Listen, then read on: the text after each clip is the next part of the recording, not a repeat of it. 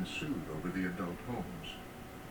I explained that people from institutional settings moving into more independent housing will need a lot of support. I was very concerned that at the expense of and misery of the people leaving the adult home, that this kind of model would just lead to really poor outcomes.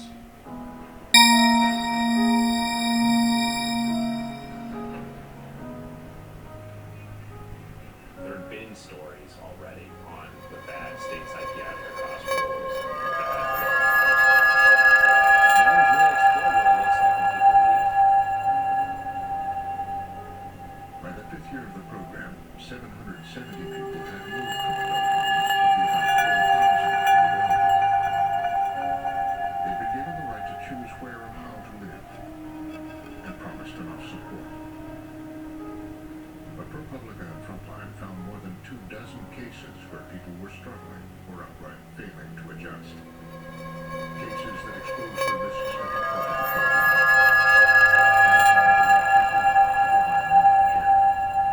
How long were you in your own apartment?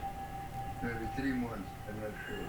How did it go when you moved back? They could. I don't want to serve with no one. Once an apartment is available, the move is immediate. There is no gradual transition. Basically, they said that I was going to get a roommate, but I'm supposed to know what this person is like from a 5-minute meeting. For some, the new freedom was too much. They wound up on the street or back in adult homes. People feel that when they leave, they get the apartment and they say, I'm cured, I have an apartment. God knows what they're going to do. Some had become dangerous to themselves. For Abraham Clemente, who has schizophrenia, things went well at first. But then he started to refuse care.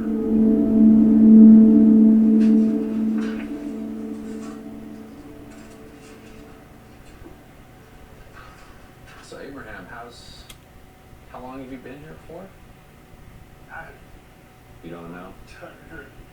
For eternity? people move out. It looks like you might have an infection of some kind in your finger Or because I hit myself with a surgical hammer and a bandage and it showed up. And then it started bleeding pus and everything. there. When was that? A couple of months back. It's been like that for a couple months. It's gonna take a long time to heal because I'm diabetic. What's that? That's dope. The dope will continue to be there. Do you feel like you need somebody to help you? No. They interfere. I do it myself. I live in this building, but I'm scared.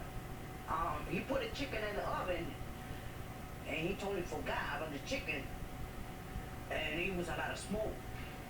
I live in the 3rd floor, you know. I'm lucky I got a fire escape. He need a lot of help. He really good. Under the supported housing system, Abraham was allowed to live this way, even to refuse care.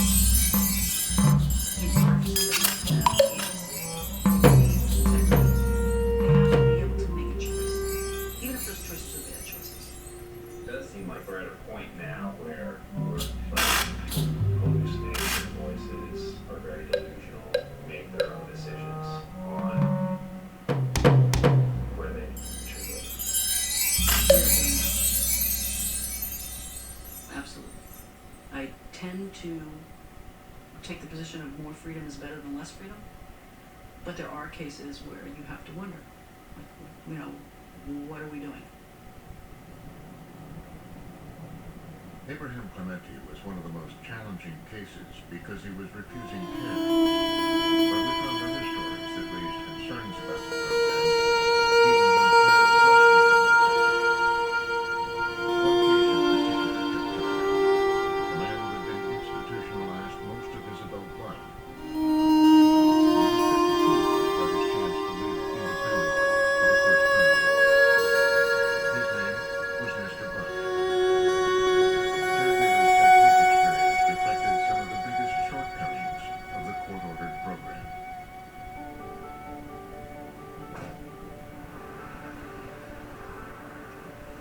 Joaquin was given an address for Nestor in Queens, an apartment above a fast food restaurant. Nestor was no longer living there. Another participant in the supported housing program had taken his place. You know of the guy, Nestor Bunch? He used to live here, right?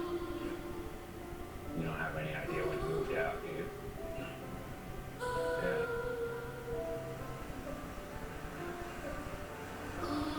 There was another address where Nestor once lived. His old roommate was still there.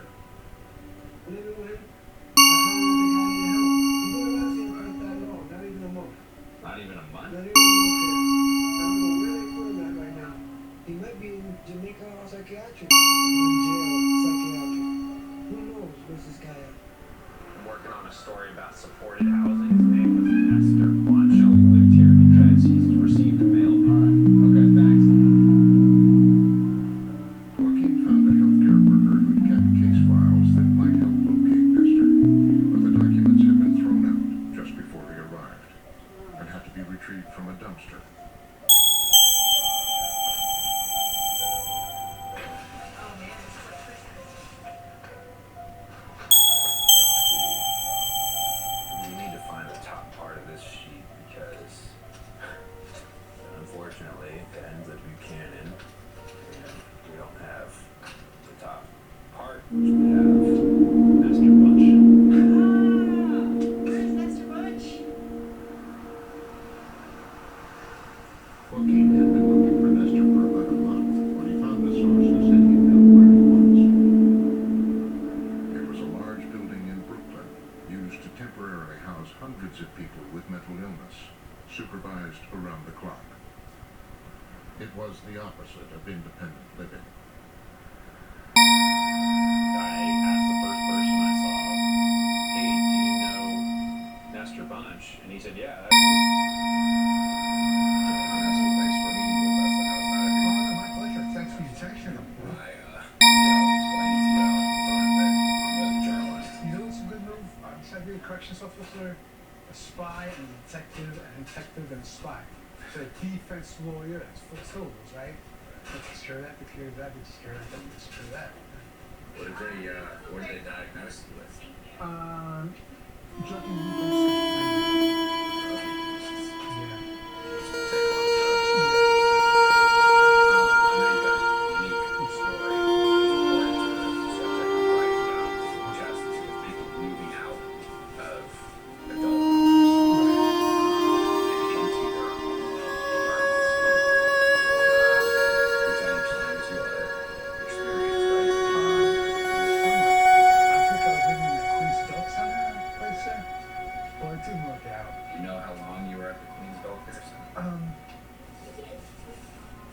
About a month.